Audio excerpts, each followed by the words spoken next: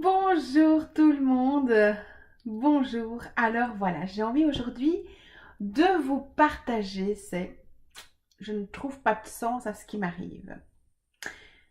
Ou cette facilité de mettre toujours un sens là où il n'y en a pas. Et donc voilà, cette réflexion, ce message qui est arrivé hier pendant qu'on faisait une supervision avec mes élèves de coaching. Et donc je me dis, ça c'est important, donc je vais vous le transmettre aussi.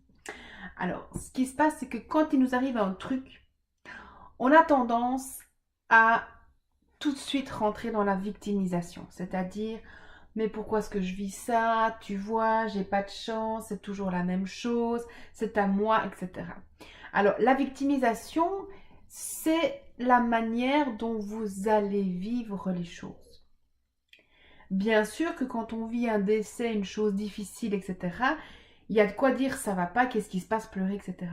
Mais la manière dont vous allez réagir après, c'est ça qui va vous plonger soit dans la victimisation, soit dans la résilience. Le propre de l'homme, l'humain, cherche toujours le sens. Mais il ne cherche pas en vérité le sens, il cherche la raison. Et il cherche également un coupable. Et comme je le dis souvent, si vous cherchez un coupable à ce qui vous arrive, je mets bien des guillemets, généralement, il suffit d'aller dans votre salle de bain et vous allez avoir vite le coupable, ou en tout cas la personne responsable.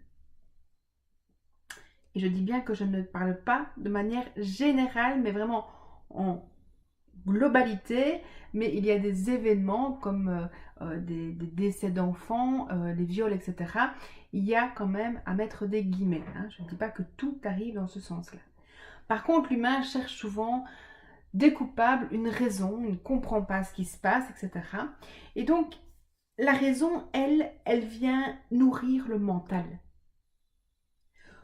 Que trouver le sens, c'est pour l'âme.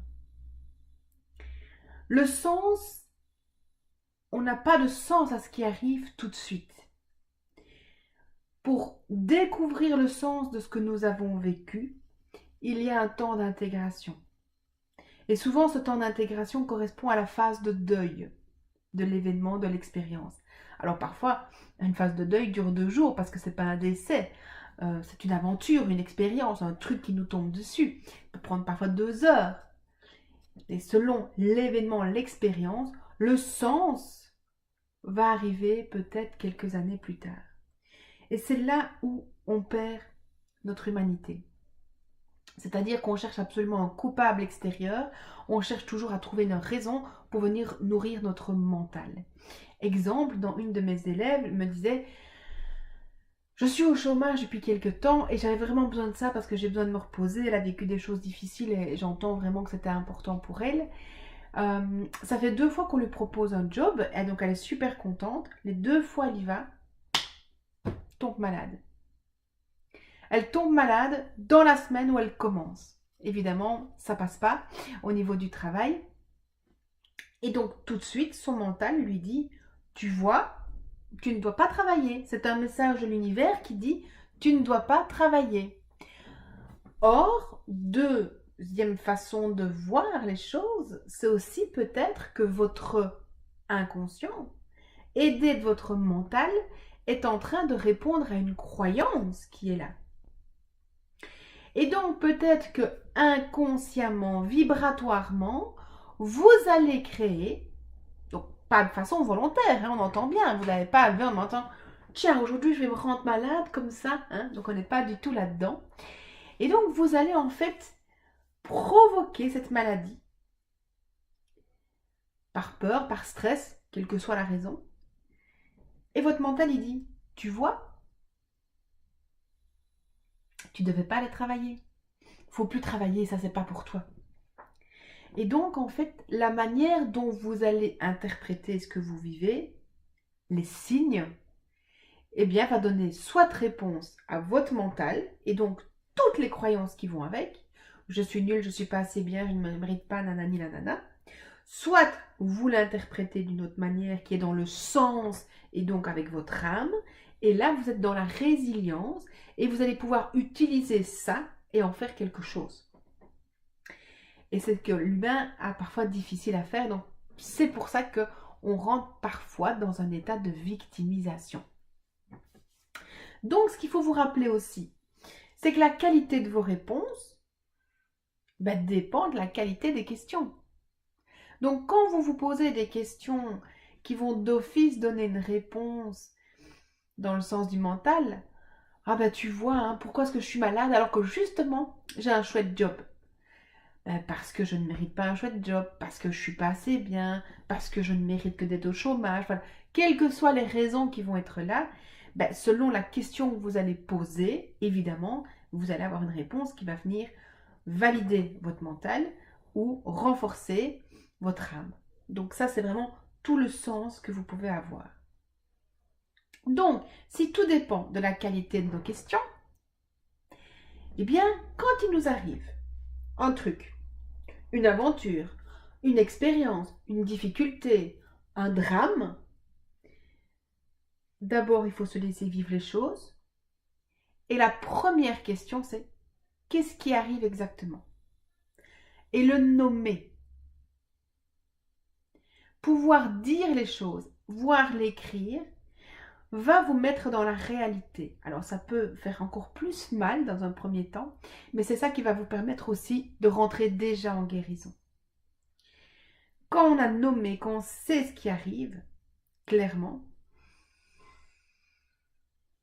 comment je me sens? Comment je me sens moi avec ça? On n'est pas encore dans les raisons. Non, c'est comment je me sens. En colère, en tristesse, dans la peur, pas bien, j'ai un doute, etc. Comment je me sens?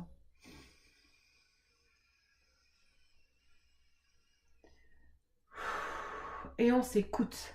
On prend le temps de s'écouter. J'ai mal, j'ai l'estomac, je sens que j'ai tout. Voilà. Comment je me sens? Prenez ce temps. Et puis, une question. Est-ce que cela m'appartient? Ah oui. Est-ce que cela m'appartient? Parce que parfois, parce que vous êtes en lien avec quelqu'un que vous aimez beaucoup, vous êtes dans un groupe, il se passe un événement tragique, vous connectez quelque chose qui n'est pas à vous. Et ça, c'est ce qui peut arriver. Vous êtes en train de vous balader, vous êtes bien comme ça, ou dans votre jardin, et d'un coup, comme ça, il y a une tristesse qui arrive. Ça vous appartient? Peut-être. Peut-être qu'il y a quelque chose qui vient de se reconnecter, que vous venez de penser, ou de voir une fleur qui vous fait penser à votre père, votre mère, ou quelque sais-je. Mais ça peut être aussi cet égrégore. Cet égrégore. Ok, qu'est-ce qu'un égrégore? En énergétique, on dit le battement d'aile d'un papillon peut provoquer un tremblement de terre à New York. Einstein nous disait aussi que toute pensée, toute vibration crée la matière. Et à un moment donné, il y a tellement de trucs qui s'amalgament, il faut que ça aille quelque part, ce truc. Cette matière qui est en train de se construire. Et donc, c'est comme ça qu'on provoque des drames. Notre-Dame de Paris, les tours. Tous ces drames, sont bien là, à cause de ces égrégores. Les égrégores, vous les connaissez peut-être aussi sous le nom d'inconscient collectif, ou plutôt de pensée collective, de forme pensée. Et donc, ce sont tous vos états émotionnels se mettent et forment comme une sorte de petit nuage autour de vous. Je vous mettrai un lien qui vous explique ça aussi. Mais aussi créer cet inconscient collectif où tout est amassé dedans. Julos Bocarn, le jour où sa femme a été assassinée devant chez eux par un homme qui l'a poignardé, a écrit en 1975, cet homme n'est pas coupable. Il est la réponse à inconscients qui ont des pensées négatives. Les gens ont tellement des pensées négatives envers d'autres personnes qu'à un moment donné, il y a un homme, un tueur, qui prend le couteau et qui vient manifester, concrétiser, mettre dans la matière les pensées des gens. Il écrivait ça déjà en 1975. Vous imaginez? Je vous mettrai aussi la vidéo par rapport à ce texte qu'il a écrit qui est vraiment magnifique. Ça n'excuse en rien, évidemment, les gens qui font ces actes-là. Y a plein de trucs et moi, je ne prends pas le couteau parce que je travaille sur moi. Mais prenez bien conscience que vos pensées, vos actes créent de la matière quelque part, même si vous ne le voyez pas vous tout de suite. Et donc, ça veut dire que vous chopez parfois des trucs qui ne sont même pas à vous. Alors ça peut être rassurant de vous dire aussi...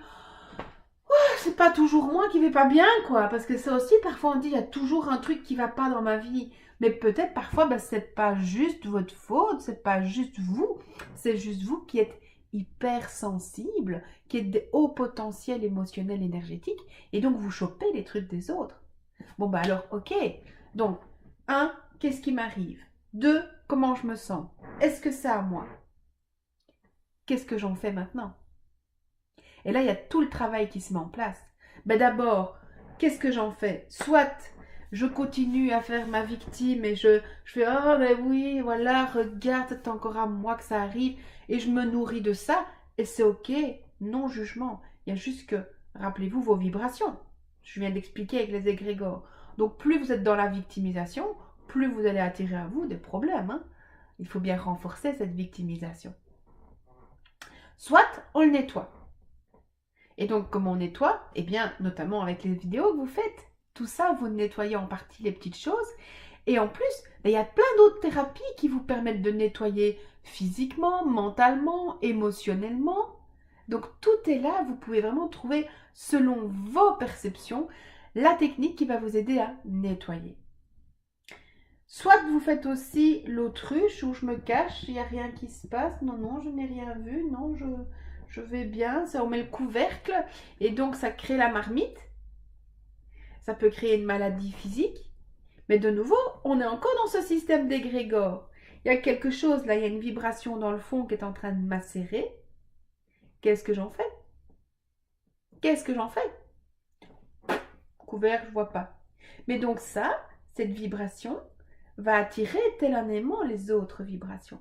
Et donc, vous allez reproduire sans cesse la même chose. Avec des personnes, avec du travail, avec des problèmes financiers, avec... Voilà, chaque fois, vous allez reproduire la même chose. Et une autre solution, c'est la résilience. Vous avez nettoyé tout l'émotionnel qui va avec. Et ça, maintenant, je l'utilise comme force. Et il y a plein d'interviews, il y a plein de gens que vous connaissez qui vous permettent de voir qu'un handicap, un décès peut vraiment vous conduire à des choses extraordinaires. Et notamment, je ne sais plus comment s'appelle cet homme tronc. Vous tapez homme tronc sur YouTube et vous allez voir, il y a un homme, un Américain, il est extraordinaire. Ce qu'il fait, c'est vraiment fabuleux.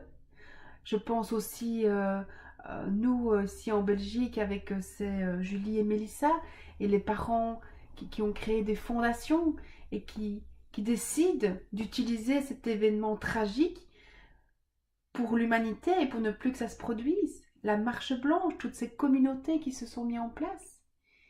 Donc, il est toujours possible, avec un temps de recul, avec un deuil, de pouvoir faire de cette aventure, expérience, drame, quelque chose. Mais il y a tout un travail à faire avant. Et c'est là où ce qui vous est arrivé prend tout son sens. Et je remets de nouveau des guillemets, parce que entre j'ai craché ma voiture et je perds mon enfant, il y a une distance, il y a des degrés différents, donc c'est pas du tout la même chose, je mets pas tout dans le même panier, ne me faites pas dire ce que je n'ai pas dit.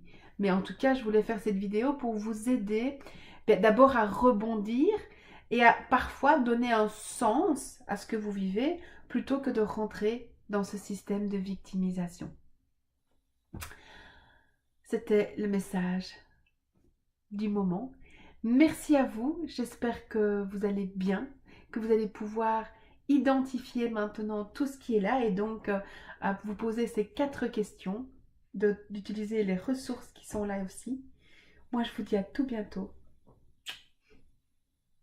Je vous aime.